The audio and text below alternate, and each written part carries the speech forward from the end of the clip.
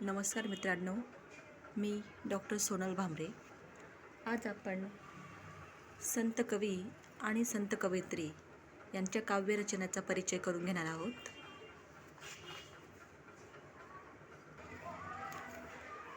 आधी आपण संत कवयित्रींचा परिचय करून घेऊ. यात पहिल्या कवयित्री आहेत संत गोणाई. संत नामदेवाच्या सांसारिक अनासक्तीने, वैराग्याने संसाराकडे पाठ फिरवल्याने त्यांची आई गोणाई अत्यंत त्रस्त झाली.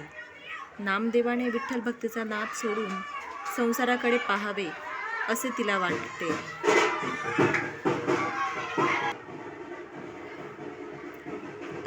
वाटते. नामदेवाला वेठ लावणाऱ्या विठ्ठलालाच ती बोल लावते.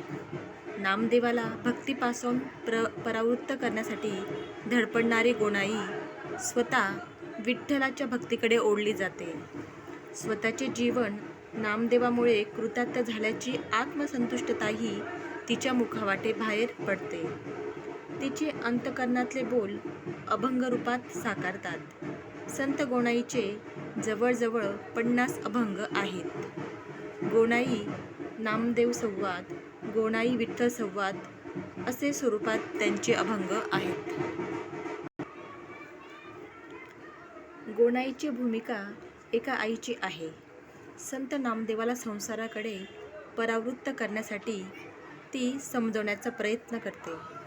विठ्ठल भक्तीच्या पिपेसपणामुळे त्याच्या संसाराचे भले होणार नाही ही तिला खंत सतावते. गोणाई नामदेवास म्हणते, गोणाई म्हणे नाम्या सोडी देव पिसे, बुडविसी कैसे घर बळे, तुझ सैल लेकुरे वर्तताती कैसी, तू मज झालासी कुळाक्षय, धन्य धन्य पुत्र कळसे नादती, तुझ अभाग्य तो चिंती पांडुरंगी. संत नामदेवाला विठ्ठलाचे वेड सोडवण्यासाठी अत्यंत परखडपणे बजावते की, नाम्या विठ्ठबाचा संग नवे बरा. गोणाईच्या समजवण्याचा, रागवण्याचा, त्यागाचा कोणताही परिणाम न होता ते मातेची समजूत काढतात. संत नामदेव मातेला समजावताना म्हणतात की, नामा म्हणे गोणाईबाई सर्व सुखे त्याच्या पायी. संत नामदेव कोणत्याही प्रकारचे म्हणणे ऐकत नाही असे पाहून गोणाईने प्रत्यक्ष विठ्ठलालाच गाऱ्हाणे केले. तिच्यात आणि विठ्ठलात संवाद घडला असता ती म्हणते, सांग बा विठ्ठला म्या काय केले, नाम्या का भुलविले कवण्या गुणे. या तिच्या प्रश्नाला विठ्ठलानेच उत्तर दिले. विठ्ठलाने नामदेवाला भुलविलेले नाही, तर नामदेवानेच विठ्ठलाला भुलविले आहे. संत नामदेवाचे गाऱ्हाणे करणारी माता स्वतःच विठ्ठल भक्ती करते. तिचे विचार परिवर्तन घडून संत गोणाई होते. संत नामदेवासारख्या भगभुते भक्त मुलाकडे त्याची माता गोणाईही वारकरी सांप्रदायिक भक्तात एक भक्त असून तिची मोजकी अभंगवाणी, मातृत्व, स्त्रीसुलभ प्रवृत्ती, माया, प्रेम, जिव्हाळा, वात्सल्यामुळे आगळीवेगळी ठरते. संत नामदेवाचीच तिच्या मनातला भाव आणि तिची वृत्ती अभिव्यक्त केलेल्या आहेत. यानंतर दुसरे संत आहेत संत राजाई. संत नामदेवांची पत्नी राजाईची 13 अभंग अभंगगाथेत आहे. तिच्या मोजक्याच अभंगवाणीत तिची सांसारिक करुणता असून तिचे स्त्रीचे, पत्नी म्हणून गृहिणीचे कारुण्यपूर्ण आर्तबोल आहेत. संत नामदेवाच्या जीवनात तिच्या संसार सुखाचा अपेक्षाफोल ठरल्या. कुटुंब परिवार वाढलेला आहे. मुलासुनांनी भरलेला घराला दारिद्र्य, अवहेलना, उपेक्षेने गासलेले आहे. स्वतःचा पती संसार विमुख जगत असताना कौटुंबिक जबाबदारी ज्या स्त्रीवर पडते, तिचा त्रागा, संसार, आसक्ती, तिचा खेद, दुःख ज्यावेळी शब्दरूपाने बाहेर पडते, ती राजाई वाणी अभंग होते. राजाई संसार परपंचात त्रस्त झाली. तिचे गाऱ्हाणे प्रत्यक्ष विठ्ठल आणि रुक्मिणीच्या कानावर घातले. रुक्मिणीला दारिद्र्य वर्णनात म्हणते, 2 प्रहर रात्र पाहुणी एकांत, राजाई वृत्तांत सांगे माते. अहो सकू मा पायी विठोबासी सांगा, भत्रा त्रासी कागा वेडे केले. संत राजाईचे सांसारिक दुःख व्यथा मन हेलावून टाकणारे आहेत. राजाई भारतीय संस्कृतीतील पारंपरिक स्त्री आहे. पतीला जे स्वामी म्हणून संबोधते. तिच्या संसारातल्या दुःखाचे कारण नामदेव नसून नामदेवाला वेड लावणाऱ्या विठ्ठलाकडेच ती गाऱ्हाणे करते. विठ्ठलाकडे प्रत्यक्ष गाऱ्हाणे करता करता ती रुक्मिणीलाच विनवणी करते. संत राजाई म्हणते, शिकवा ओ रुक्माई आपुलिया कांता, का आम्हा अनाथा कष्टवितो.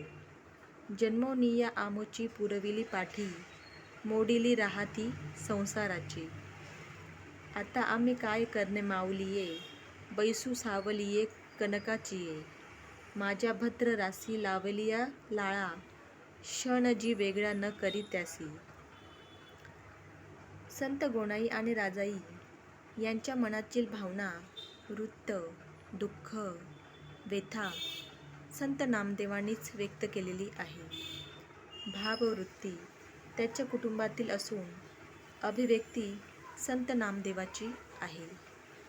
संत नामदेवाच्या मुखानेच त्या व्यक्ती बोलत आहेत. एक प्रकारे त्यांचे अभंग चरित्रात्मक आहे.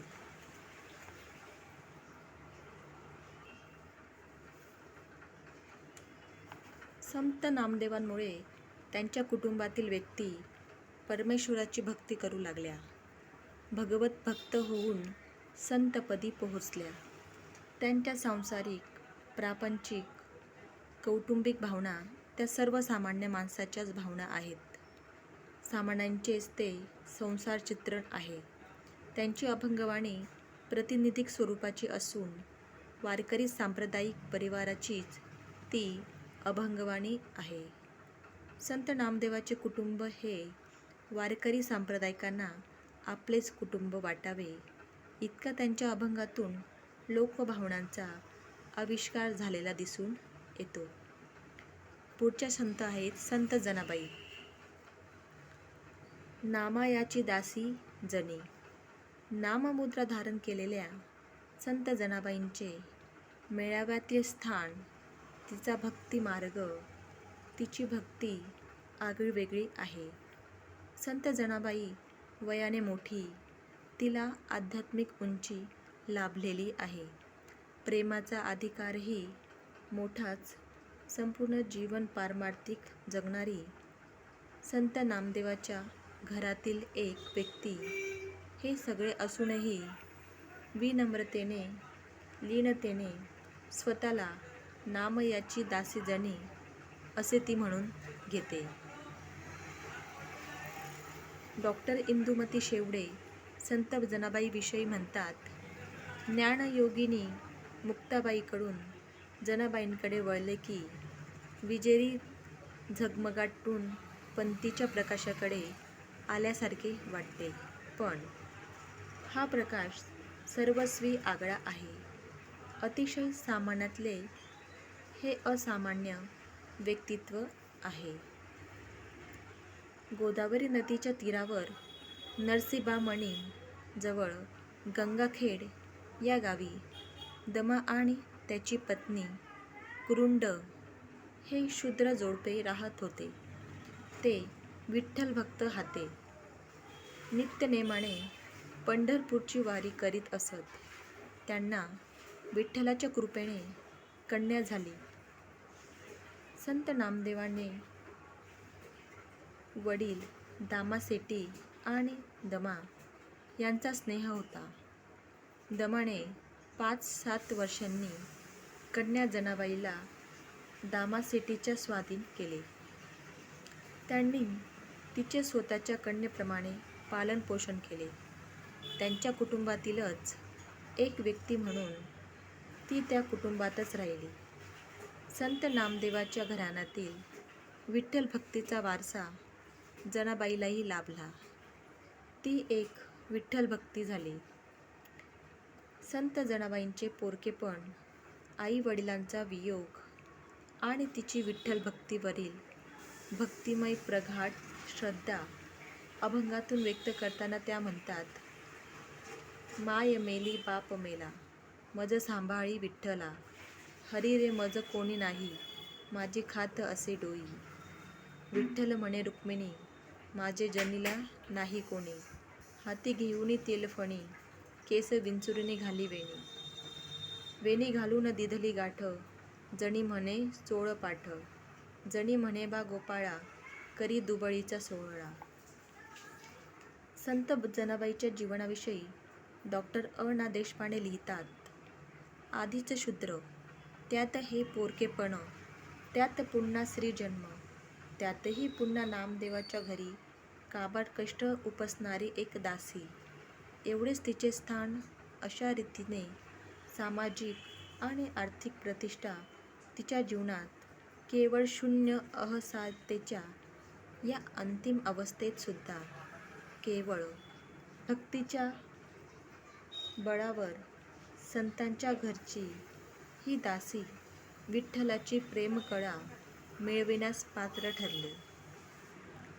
संत जनाबाईला स्वतःचे घरदार, संसार, प्रपंच, माहेर, सासर असे काहीही नाही. एक पोरकी अनाथ जनाबाई दामासेठीच्या परिवारात सामावलेली आहे. घरातली दासी हीच भूमिका असून तिच्या लग्नाचाही विचार नाही. तिचे जीवन म्हणजे नामयाची दासी जनी एवढेच होय. त्या जीवनातच संत जनाबाई कृतार्थ झाले.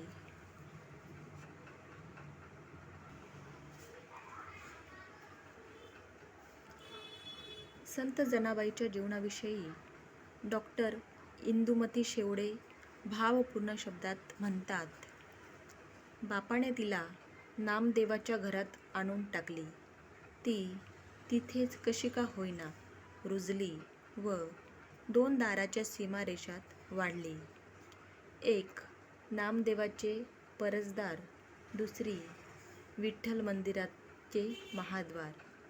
संत जनाबाईच्या दासी शब्दात तिचे व्यक्तिमत्व, अलौकित्व, भक्तिभाव, तिच्या निष्ठा, परमार्थ, जिव्हाळा, आत्मीयता इत्यादी गुण सामावले आहेत. स्वतःला दासी संबोधणारी संत जनाबाई वारकरी सांप्रदायिक मेळाव्यातील आगळेवेगळे व्यक्तिमत्व आहे. दासत्वाने जीवनातच स्वजीवनापाचा कृतार्थता, सार्थकता होण्यासाठी तिने परमेश्वर भक्ती हा मार्ग स्वीकारला. स्वतः संत जनाबाई भक्तींविषयी म्हणतात,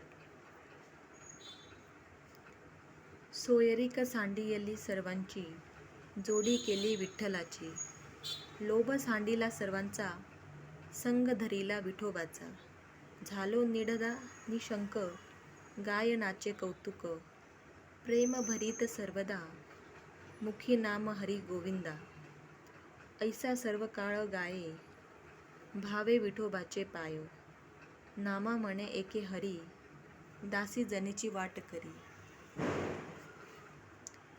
संत नामदेवा वाचून जनाबाईच्या जीवनाला स्वतंत्र स्वतःचे अस्तित्व नाही. तिचे जीवन संत नामदेवाच्या जीवनात समरस झालेले आहे. तेच तिचे गुरु, जीवनसार सर्वस्व होते. नामयाचे ठेवणे जनीस लाधले, असा कृतज्ञताभाव जनाबाई व्यक्त करते. विठ्ठलात तिने मातृत्व पाहिले आणि संत ज्ञानेश्वरांना सखा संबोधले. संत नामदेवांमुळे भक्तीची प्रेरणा लाभली. तिची वाणी संत जनाबाईंची अभंगवाणी झाली. संत जनाबाईंचे नावावर सुमारे 350 अभंग आहेत. तिच्या अभंगवाणीत श्रीमनाचा हळुवारपणा, वात्सल्याचा ओलावा, कारुण्य, भक्तीची उत्कटता, शब्दातील आंतरिकता, प्रेमळपणा, विनम्रता, लीनता, दासत्वाची भूमिका, आत्मीयता इत्यादी गुणांनी ओथंबलेली आहे. संत जनाबाईंची अभंगरचना नामसंकीर्तन, महात्म, विठ्ठल महात्म, करुणा, स्वचरित्र, नामदेव चरित्र, विठ्ठलाकडे मागणे, कृष्ण जन्म, बालक्रीडा, ज्ञानेश्वर स्तुती इत्यादी विविध विषयपर आहे. वारकरी सांप्रदायिक संतांनी स्वीकारलेल्या नामभक्तीचाच स्वीकार संत जनाबाईने केलेला आहे. नामभक्तीच्या अनन्य साधारणत्वाविषयी जनाबाई म्हणते, नाम विठोबाचे घ्यावे, मग पाऊल टाकावे. नाम तारके थोर, नामे तरिले अपार. आजा मेळ उद्धरिला, चोखा मेळा मुक्तीस नेला. नाम दळणी कांडणी, म्हणे नामायाची जणी. संत जनाबाईला अहर्निश जागृती, स्वप्ने, सर्व ठायी सावळा विठोबा दिसू लागला. ध्याने मने विठोबाचा ध्यास लागला. विठ्ठल नाम हाच जीवनाचा छंद लागला. दळताना, कांडताना, दैनंदिन सर्व व्यवहारात, परपंचात नामघोष करीत संत जनाबाई विठ्ठलमय झाली. संत जनाबाईच्या शब्दात तिची स्थिती वर्णिताना म्हणते, दळिता कांडिता तुझ गायीन अनंता. न विसंबे शनिरी तुझे नाम गा मुरारी. नित्य हाची कारभार, मुखी हरी निरंतर. माय बाप बंधू बहिणी, तू बा सखा चक्रपाणी. लक्ष लागले चरणासी, म्हणे नाम याची दासी. संत जनाबाईंची विठ्ठल भक्ती अलौकिक, अत्यंत उत्कट होती. परमेश्वर भेटीच्या ओढीमुळे, आर्जवामुळेच, देवाचा धावा केल्यामुळे जनाबाईने विठ्ठल भेटीचा सोहळा अनुभवला आहे. तिच्या हृदयात नारायण जागा झाला. आत्मस्वरूपाची ज्योत प्रज्वलित झाली. देहाभिमान नाहीसा झाला. जळी, स्थळी, काष्टी, पाषाणी सर्वत्र सर्वज्ञायी विठ्ठलरूप दिसू लागले. विठ्ठलाचे भक्त तिच्या डोळ्यांपुढे तरळू लागले. संत जनाबाईने विठ्ठल भक्तांचे नितांत सुंदर चित्र अभंगातून रेखाटताना म्हणते, विठो माझा लेकरू वाहा, संगे लेकरूंचा मेळा. निवृत्ती हा खांद्यावरी, सोपानाचा हात धरी. पुढे चाले ज्ञानेश्वर, मागे मुक्ताई सुंदर. गोरा कुंभार मांडीवरी, चोखा जीवी बरोबरी. बका कडीयेवरी, नामा करांगुळी धरी. जणी म्हणे गोपाळा, करी भक्तांचा सोहळा.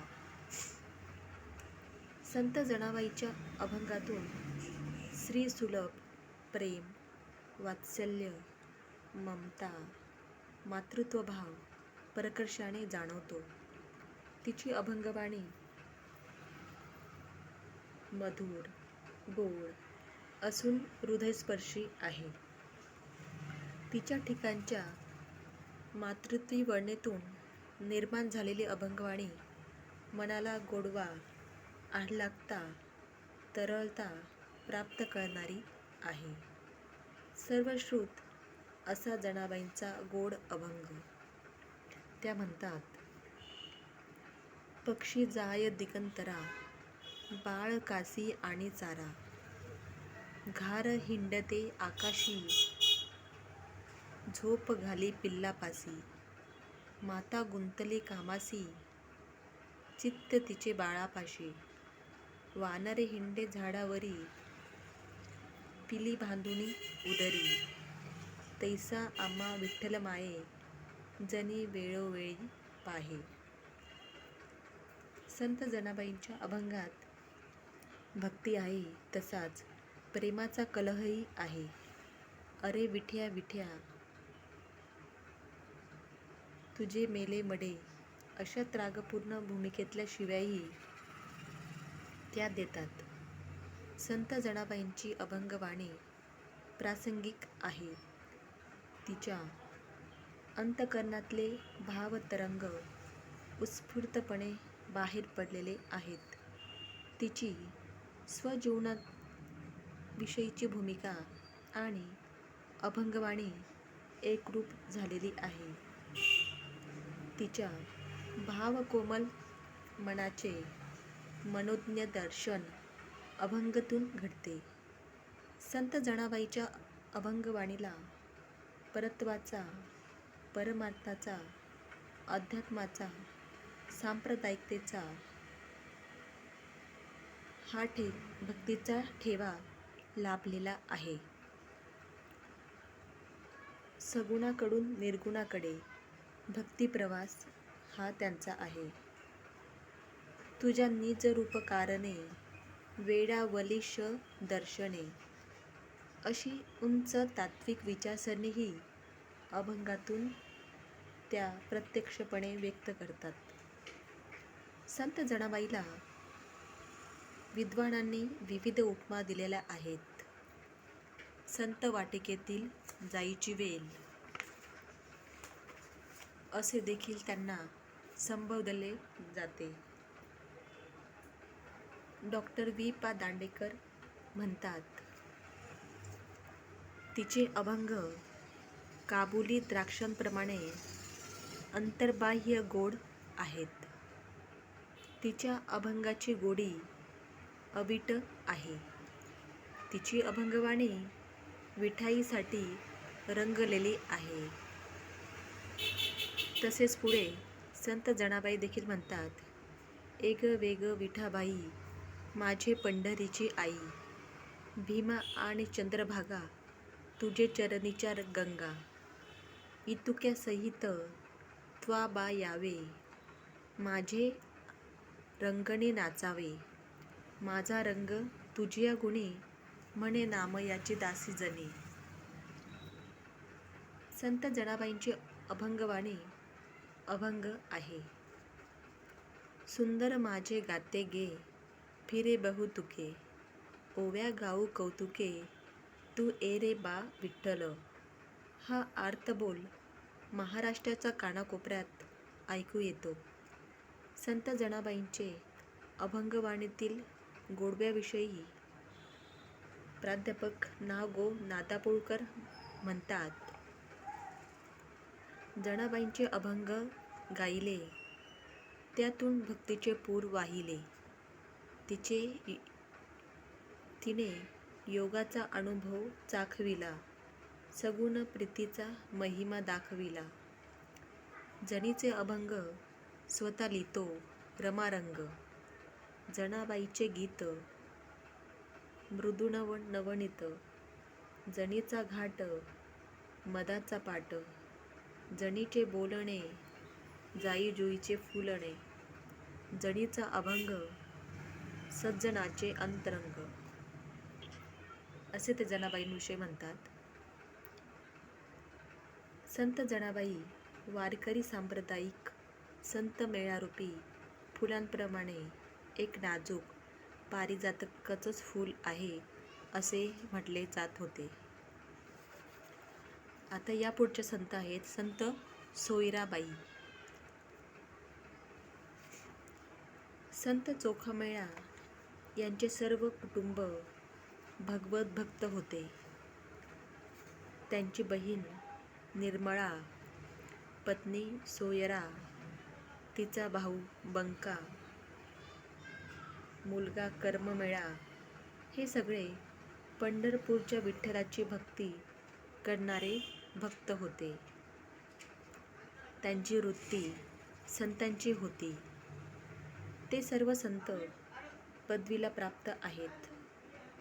चोख्याची महारी नाममुद्रा धारण केलेली त्यांची पत्नी सोयराबाई असून तिचे अभंग गाथोत सुमारे 62 अभंग आहेत.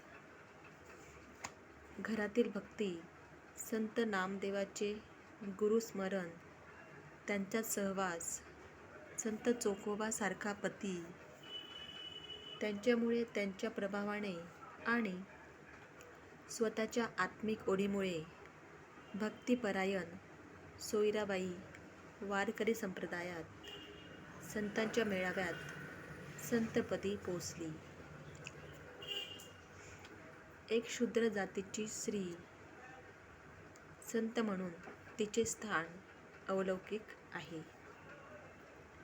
संत सोयराबाईचे चरित्राचाही माहिती जास्त उपलब्ध नाही. त्यांचा जन्म, माता पिता, मृत्यूविषयी अविश्वसनीय माहिती उपलब्ध नाही. संत चोखोबाच्या निधनानंतरही त्या जिवंत होत्या. त्यांची कारुण्यपूर्ण स्थिती काणी करताना म्हणतात, चोखा बैसता समाधीसी, निर्मल झाली पंढरीसी, पाहुणी आनंद सोहळा, म्हणे विठ्ठल दयाळा, चोखो मेळविला रूपी, माझी आता कोण गती, देव बैसोनी निकटी, निर्मलेची सांगे गोष्टी, ऐसे देखून या नयनी, सोयरा मिठी घातली चरणी. संत चोखोबाच्या निधनानंतर त्यांच्या वाटेला दुःख आले. संसार, दारिद्र्य, सामाजिक विषमतेची झळ त्यांनाही सहन करावी लागली. अस्पृश्यतेचे सामाजिक चटके त्यांना सोसावे लागले. त्यांच्या केविलवाण्या स्थितीचे वर्णन करताना त्या म्हणतात, आमची तो दशा विपरीत झाली, कोण आम्हा घाली पोटामध्ये, आमचे पालन करीबा कोण, तुझ विन जाण दुजे आजा.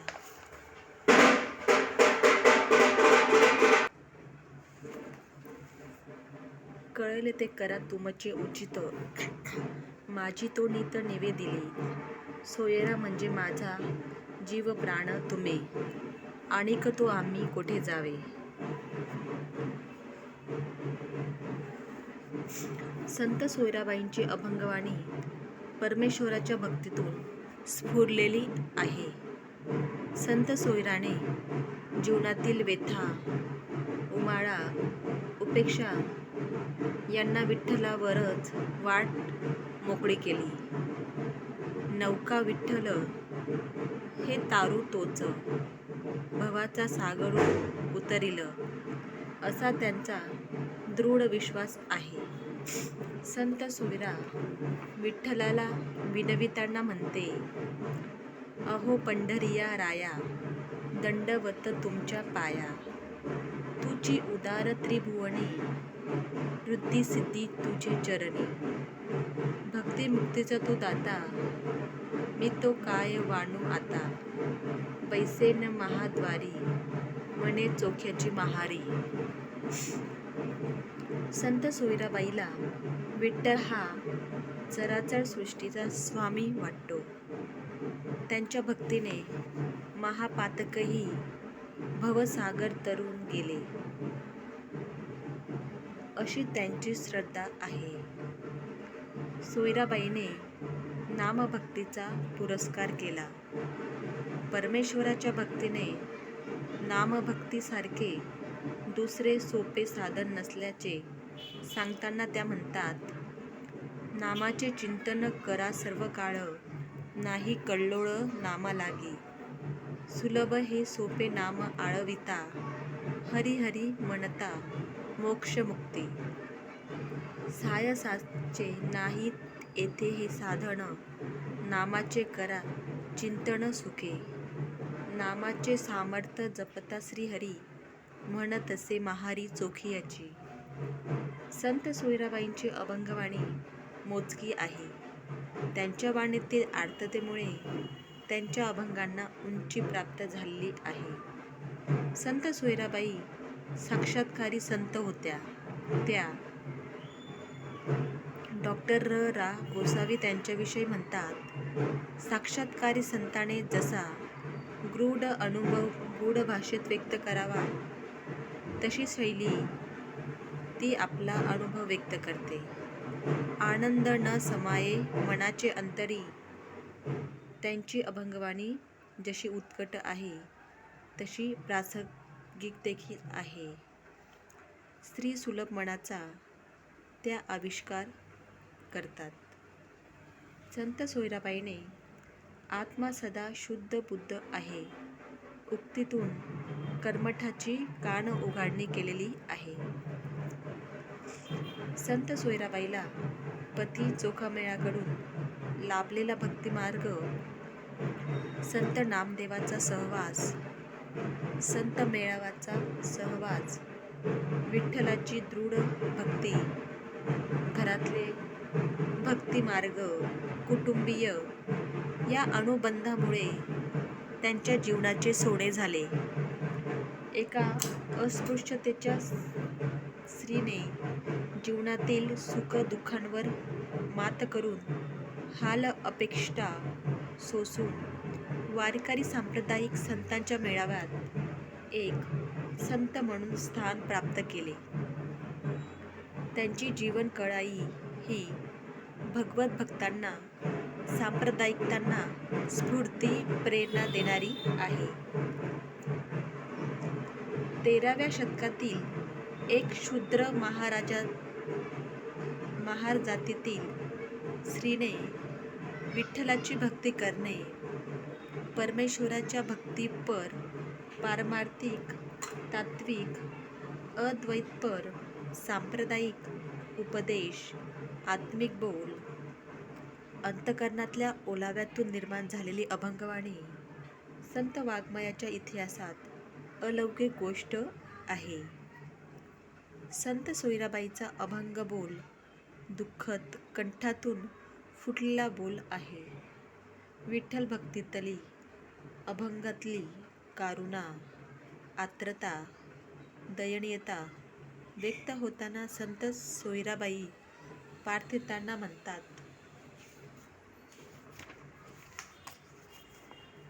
कोण तुझ्या वारिशीन तुम्हा विन उगला, माय बाप बहीण आई तुझे तुझविण नाही.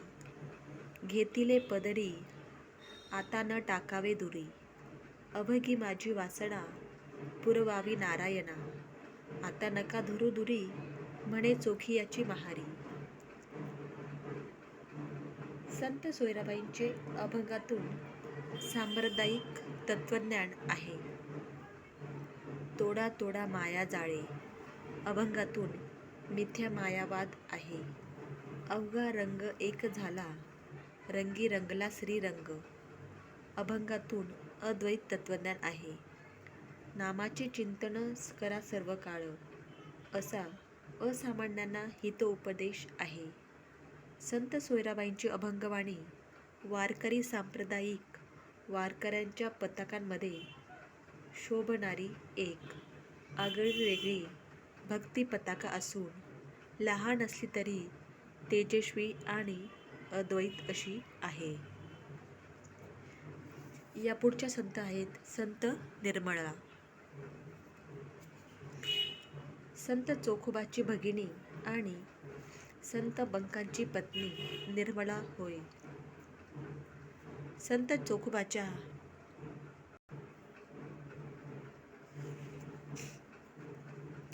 संत चोखोबाच्या परिवारातील सर्वच जण आप्त स्वकीय पंढरपूरच्या विठ्ठलाचे भक्त होते.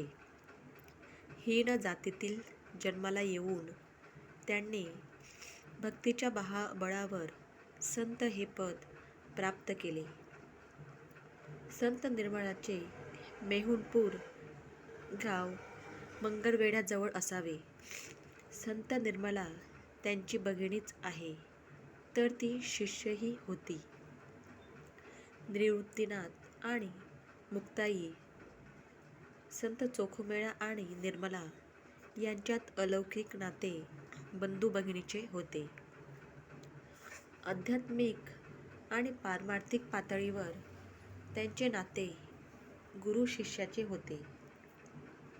संत चोखोबाचा सहवास, शिष्यत्व, संतांचा सहवास, पंढरपूरची वारी, विठ्ठलाकडे ओढले गेलेले मन इत्यादी गोष्टींचा निर्मळावर फार मोठा परिणाम झाला.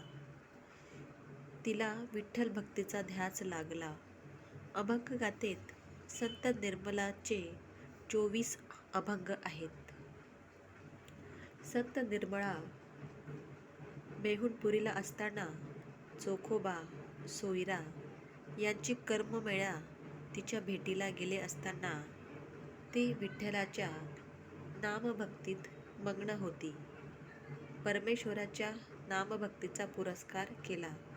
संत निर्मला म्हणतात, मज नामाची आवडी, संसार केला देशोधडी. सापडले वर्म सोपे, विठ्ठल नाम मंत्र जपे. नाही आणिक साधन, सदा गाय नारायण. निर्मला म्हणे देवा, छंद एवढा पुरवावा. संत निर्मलाला शूद्र जातीत जन्म लाभल्याची खंत वाटते. तिच्या वाट्याला आलेला सामाजिक अपेक्षेमुळे तिच्या ठिकाणी दुःख निर्माण होते. मनाला तगमग तळमळीतून तिला संत पंढरपूर विठोबा यांच्या भेटींची ओढ लागते. भेटीसाठी तिचा जीव कासावीस होतो. दुःख हरणा करणारा भक्त पांडुरंगच आहे, अशी तिची दृढ मनोकामना झाली. स्वतःची व्यथा, दुःख पांडुरंगाजवळ व्यक्त करताना त्या म्हणतात, काही पांडुरंगा मज मोकलिले, पराधीन केले जिने माझे. किती ये जाचणी संसारस धरणी, करीती दाटणी काम क्रोधे. आशा मनशा तृष्णा बहु या ओढाळला, लाविलासे चाळा येणे मज. निर्मळा म्हणे जीवीच्या जीवना, येऊ द्या करुणा देवराया.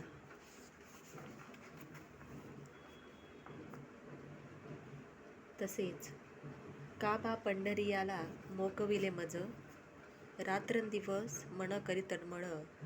तुमचा भरवसा धरोनी मानसी, इत्यादी असे अभंग ही त्यांच्या अंतःकरणातील तगमग, पांडुरंगाच्या भेटीची ओढ त्या व्यक्त करतात.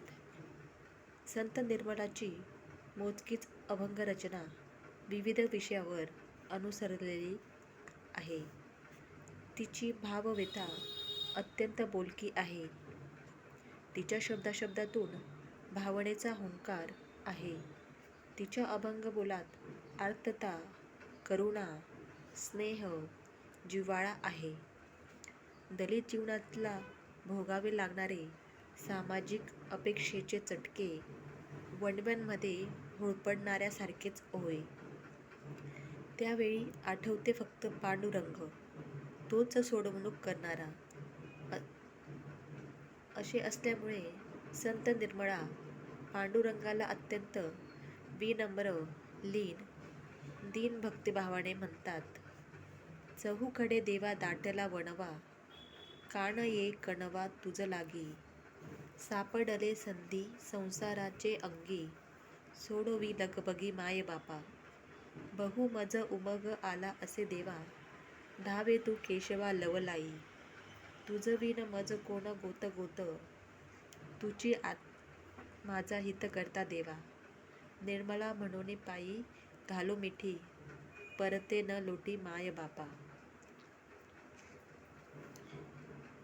या पुढच्या संत आहेत संत भागूबाई. 14व्या शतकातील महार जातीतील भागूबाई ही एक भगवत भक्त संत होती. अभंगगाथेत भागू महारीन असा नामउल्लेख आहे. त्यांच्या जीवनचरित्राविषयी माहिती जास्त उपलब्ध नाही. त्यांनी स्वतःच्या चरित्र उल्लेखात मागे पुढे नाही कोणी सख्या विठ्ठलाच्या वाचुनी, मी रे एकली परदेसी, भागू म्हणे विठेसी असे म्हटलेले आहे. संत चोखामेळा आणि संत मेळ्यातील संतांच्या प्रभावामुळे त्याही विठ्ठल भक्ती रममाण झाल्या. आजन्म भक्ती करून विठ्ठल चरणी त्यांनी त्यांचे जीवन समर्पित केले. संत भागूबाईंचे अभंगगाथेत 5 अभंग आहेत. त्यांची अभंगवाणी एका आर्त स्त्रीची करुण कहाणी आहे. त्यांच्या आर्त बोलात करुणा आहे. अंतःकरणातही तगमग, तळमळ, व्यथा, वेदना आहेत. तत्कालीन समाज जीवनातला दाहक अनुभव आहे.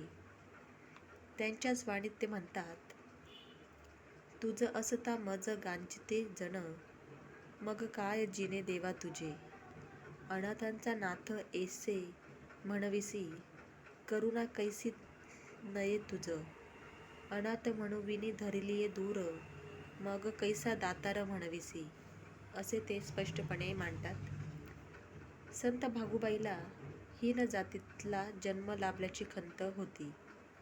त्यामुळे विठ्ठलाचे दर्शन घडत नाही, त्यांचे चरणाचा स्पर्श होत नाही. तिच्या मनाच्या ठिकाणी सारखी तळमळ सुरू असते. ती परमेश्वराला करुण भावनेतून म्हणते, आलो तुझ्या दर्शनासी, भेट द्यावी बा आम्हासी. सर्व संत हो राऊळी, मी रे एकटी तळमळी. करुणा ऐक विठाई, मज बाळा भेटी देई. देव आले हो बाहेरी, मज नेले खांद्यावरी. भागू म्हणे भेट झाली, माझी चिंता ही हरपली. संत चोखमेळा आणि त्यांचे आप्त स्वकीयांच्या अभंगातून कारुण्य भाव आहे. हीन जातीत जन्मल्याचे दुःख आहे. भगवंतांची भेट होण्याची तळमळ आहे. भगवंतांमुळे जीवन कृतार्थ झाल्याचा आनंदही सामावलेला आहे. पंढरपूरच्या विठ्ठलाशी त्यांनी सर्व नाती जोडली. तोच एकमेव सखा स्वामी आहे. त्यांच्या भक्तीमुळे त्यांचे जीवन सफल होऊन ते थोर संतपदी पोचले. त्यांचे अंतःकरणातील बोल त्यांची अभंगवाणी झाली. संत मेळाव्यात त्यांचे अभंगवाणीचे स्थान स्वतंत्र असून वेदनेची दाहकता, शोषकता अभंगात आहे.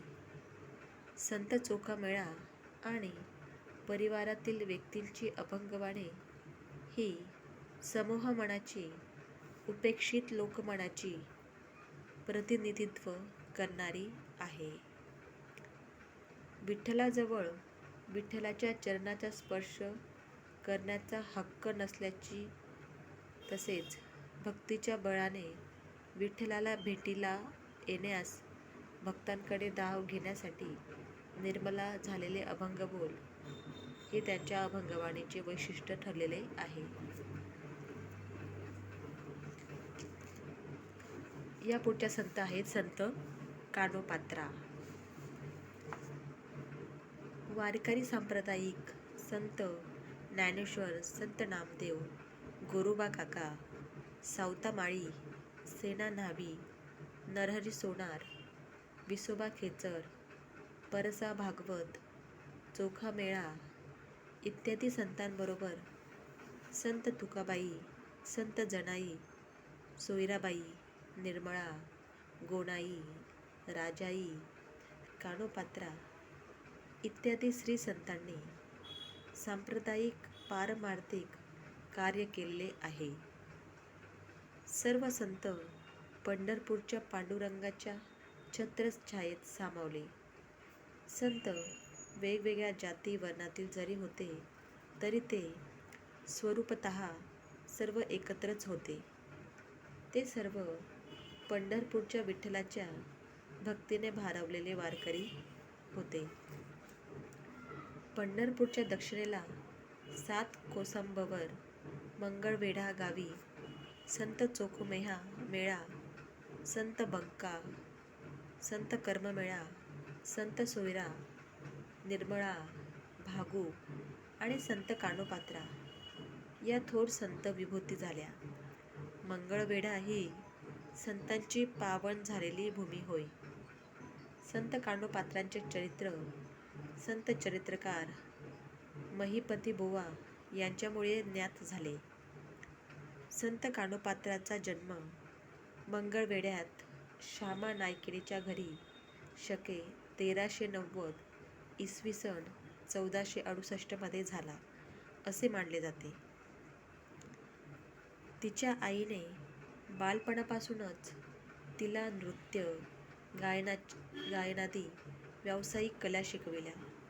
कानोपात्राने घरातल्याच पारंपरिक व्यवसाय करावा अशी तिच्या आईची मनोकामना होती.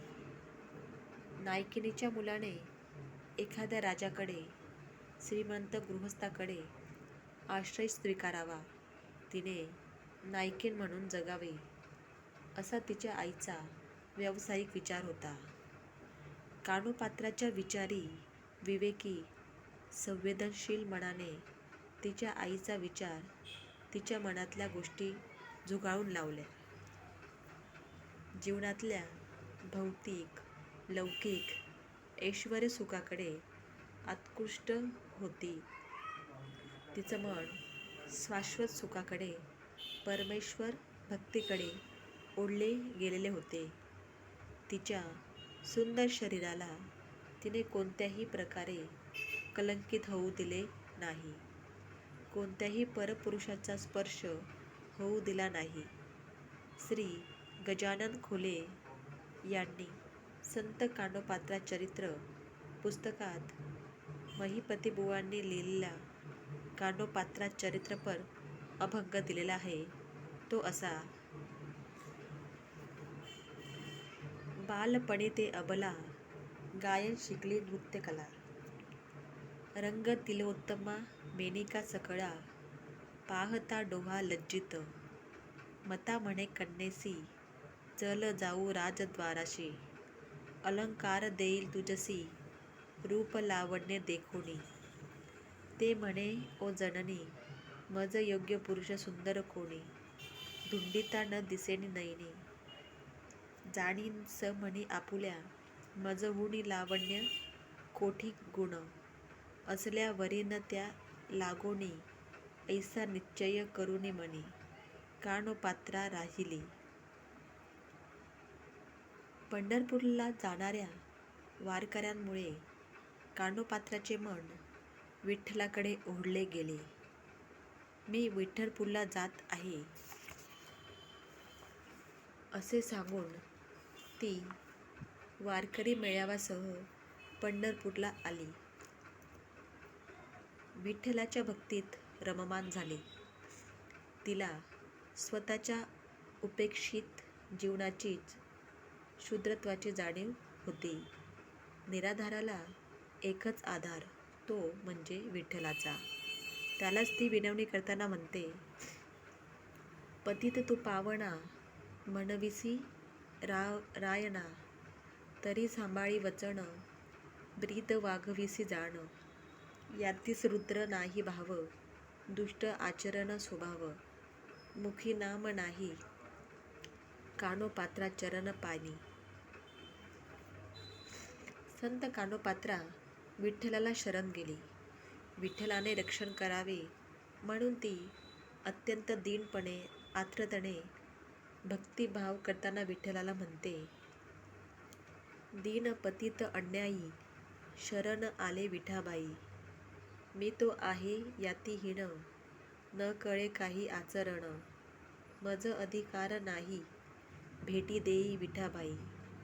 ठाव देई चरणापाशी, तुझी कानोपात्रा दासी. असे ते स्पष्टपणे म्हणतात. सखूबाईंच्या कांता कानोपात्रा राखी आता.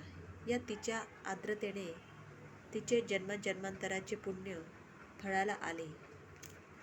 तिची अभंगवाणी हा तिचा टाहो, धावा, हुंकार, प्रार्थना, विनवणी, दीनवाणी आहे. परमेश्वर चरणी शरणतः आहे. पंढरपूरचा पांडुरंग तिची माय माऊली आहे. माऊलीने कानोपात्र्याला सांभाळले, स्वतःच्या आश्रयात घेतले. संत कानोपात्रेचे अभंग भक्तीने भरलेले, भक्तिरसात न्याहाळलेले आहेत.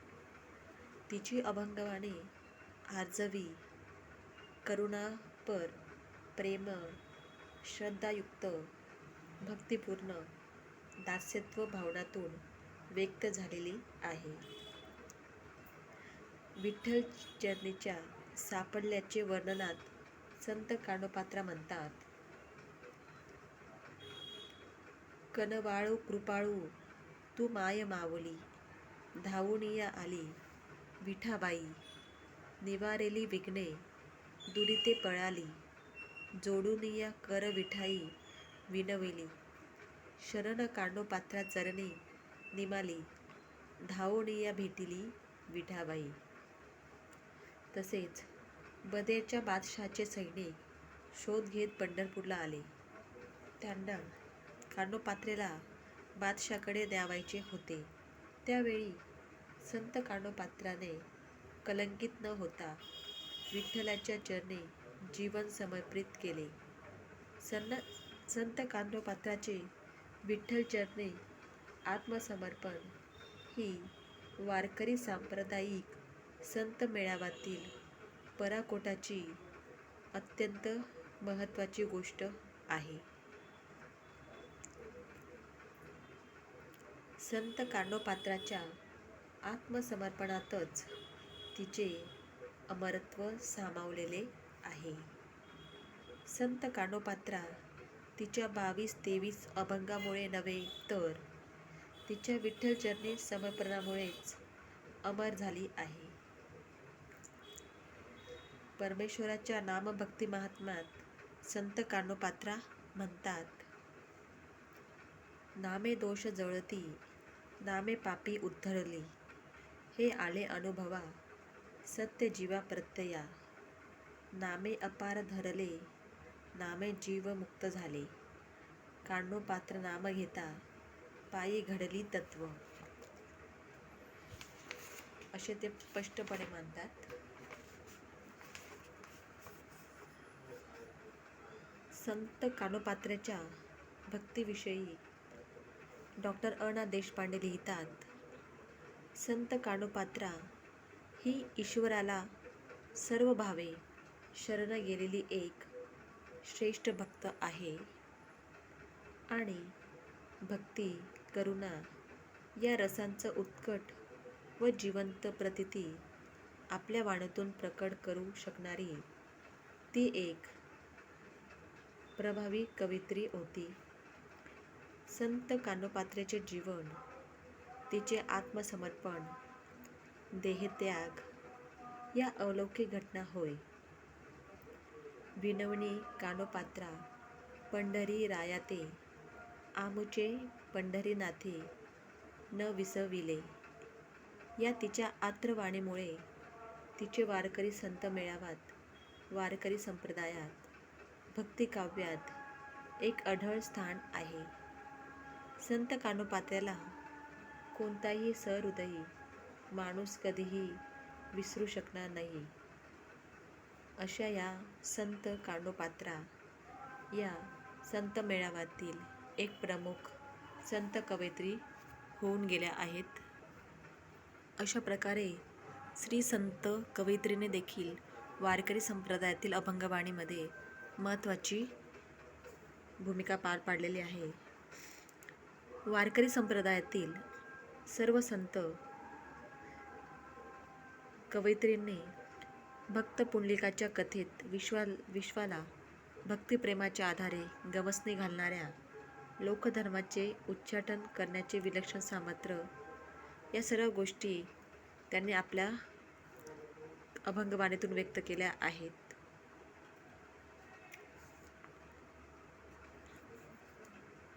अशा प्रकारे मित्रांनो, आज आपण संत कवयित्रींचा परिचय करून घेतला. संत कवयित्रींची अभंग रचना कशी होती, त्यांची भक्तिपर जीवनव्यथा कशी होती, या सर्वांचा परिचय आपण करून घेतला. यानंतर आता यापुढे आपण वारकरी संप्रदायातील जे संत होते या संतांचा देखील परिचय करून घेणार आहोत. परंतु आपण पुढच्या व्हिडिओमध्ये या संतांचा परिचय करून घेणार आहोत.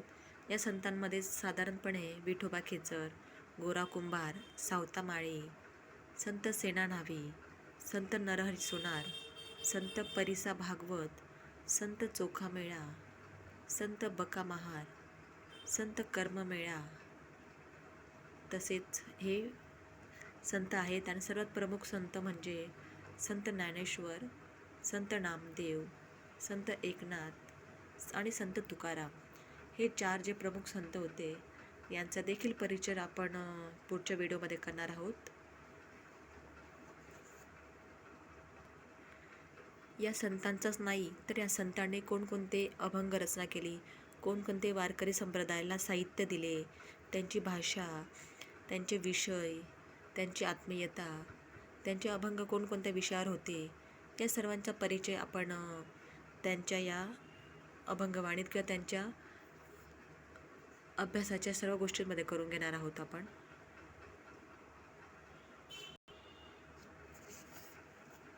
या सर्व संतांनी परमेश्वराच्या भक्तीसाठी भक्ती योगाचा पुरस्कार केला.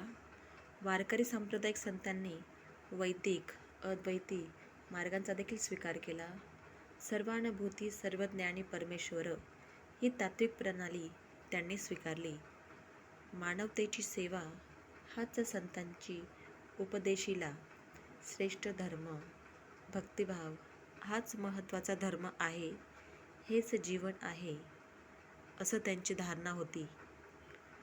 याविषयी संत एकनाथ म्हणतात, भक्ती म्हणजे सर्वभूती सप्रेम भजन युक्ती, ज्यासी सर्वानुभूमी बुद्धी समान, तेची भक्ती तेची ज्ञान, तेची स्वानंद समाधान, सर्व भूताच्या ठाई परमेश्वर आहे, आणि अशा या परमेश्वराची सेवा करणे हीच खरी भक्ती होय, असे ते स्पष्टपणे म्हणतात.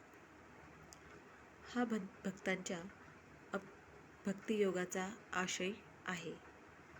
संतांच्या कार्यांची भक्तियोग, स्वधर्म, गृहस्थाश्रम, कर्मकाळ निषेध, हीन देवता पूजना अशी 5 लक्षणे श्री सहस्त्रबुद्धे यांनी सांगितलेली आहेत.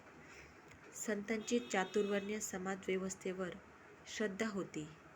त्यांनी समाज चौकट न मांडता मानवतावादी, समानतावादी वृत्तीने संप्रदायात एक प्रकारची आध्यात्मिक लोकशाही निर्माण केली. प्रत्येकाने आपापली कर्मे करावीत, निष्काम कर्मयोगाचा पुरस्कार करावा. निष्काम कर्म, त्यागबुद्धी, स्थितप्रज्ञता, मनोनिग्रह, वासनाजय हाच खरा धर्म होय, अशी संतांची शिकवण होती. वारकरी सांप्रदायिक संतांचे दैवत पंढरपूरचा विठ्ठल असून ते दैवत जातीभेद, उचनीच भेद पाहत नाही. त्याला फक्त हवा शुद्ध भक्तिभाव, असे संत नामदेवांनी आवर्जून सांगितले. संत तुकोबा तर म्हणतात, हो का, भलते कुहा सुशी अथवा चांडाळ, म्हणवी हरीचा दास, तुका म्हणे धन्य त्यास. संत नामदेव, ज्ञानेश्वर, संत एकनाथ, तुकाराम आणि समर्थ रामदास यांनी मराठी माणसाची मराठी मनाची घडण केली, मने जागे केली. स्वधर्म, स्वभाषा आणि स्वराष्ट्र यांची जपणूकही त्यांनी या भक्तिमार्गाने केल्याचे दिसून येते. संत ज्ञानेश्वरांनी भगवद्गीतेतील तत्त्वज्ञान सामान्यांसाठी प्राकृत भाषेतून निरूपले. संत नामदेवांनी कीर्तन नामस्मरणाच्या माध्यमाने अद्वैती भक्तिविचार सर्वत्र पोचविला. गोरा कुंभारांचा आध्यात्मिक अधिकार फार मोठा होता. सावतामाळींनी कांद्यामुळ्यात विठ्ठल शोधला. चोखोबा, बक्का, सोयरा, कानोपात्रा, जनाबाई सर्व लहान थोर संतांनी देखील तत्कालीन समाजासाठीच जीवन वेचले. त्यांच्या कार्याचे मोल होणे नाही. महाराष्ट्रातल्या जागृत मनाच्या शिवाजीला स्वराज्य स्थापनेचे निश्चितच उपयोग झाला आहे. याबद्दल वि. का. राजवाडे म्हणतात, संतांचे कार्य शिवाजीच्या प्रयत्नात सहाय्यभूत तर नव्हेच, पण उलट अनुपकारच झाले. कारण त्याची परमार्थावर शिकवण ऐहिक गोष्टीस महत्त्व न देणारी होती, असा विचार व्यक्त केलेला आहे. श्री राजवाडे यांच्या उलट प्रतिक्रिया श्री न्यायमूर्ती रानडे यांनी दिलेली आहे. रानडे म्हणतात, संतांच्या कार्याची तुलना युरोपातील रेफरेशनशी होते. तर श्री ग. बा. सरदार देखील म्हणतात, ज्ञानेश्वर तुकारामादी संत हे केवळ भागवत धर्माचे प्रवक्ते न होते, तर मध्ययुगीन महाराष्ट्र संस्कृतीचे शिल्पकार देखील ते होते. असे संतांचे कार्य महाराष्ट्राला लाभलेले हे एक वरदानच आहे. अशा प्रकारे ही आपली महाराष्ट्र ही संतांची भूमी आहे. आजही आपण पाहतो की वारकरी संप्रदायाचा जो वारकरी सोहळा आहे पंढरपूरचा, आजही लोक मोठ्या आशेने पंढरपूरच्या विठ्ठलास जातात. भक्तिपूर्ण श्रद्धेने, भावपूर्ण श्रद्धेने आपले गाराणे मांडतात आणि त्याची भक्ती करताना आपल्याला दिसून येतात. ठीक आहे, धन्यवाद.